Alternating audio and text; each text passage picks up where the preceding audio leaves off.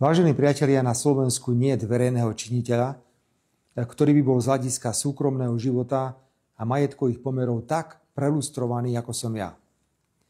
O to viac je obľudné, ako médiá poctivo pracujú na šírení preukázaného klamstva, že staviam v Chorvátsku nejakú vilu. Nikto nenašiel žiadny pozemok. Nikto nenašiel žiadnu rozostávanú stavbu. Žiadne záznamy v úradoch. Naviac je tu moje verejné vyhlásenie, že nič nestaviam. Keby som si chcel niečo kúpiť alebo postaviť, tak to poviem. Pretože na Slovensku sú tisíce ľudí, ktorí v zahraničí vlastnia nejakú nehnuteľnosť. Prečo sa teda včera slovenské médiá rozhodli na mňa zaútočiť týmto očividným klamstvom? Klamstvom podobným tomu, že mám účet na Belize alebo že som býval v nejakom luxusnom hoteli vo Vietname. Prečo taká markíza tomuto klamstvu, ktoré nevedela podporiť ničím, ale že ničím, venovala v hlavných správach svoju prvú reportáž? O iných médiách ani nehovorím. Odpoveď je jednoduchá. Včera sme úspešne odštartovali obrovský štátny program nájomného bývania, ktorý bude mať ďalekosiahle pozitívne dopady prakticky na každého. A protivládne médiá potrebovali tento výsledok prekryť.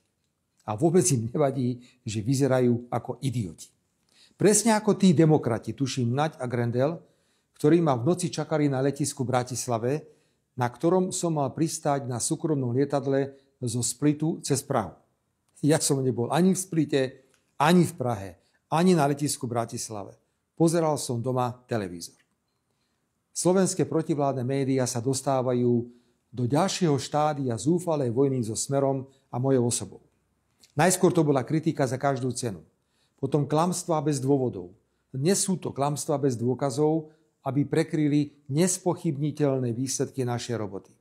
Vedia totiž aj to, že o chvíľu pravdepodobne prídu aj o potravu, ktorú im dávajú Slovenská národná strana a Hlas, tým, že sa im rozpadli poslanecké kluby a ja to musím riešiť.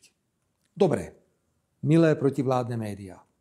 Ak chcete byť za idiotov, pokračujte. Rád vám v tom pomôžem.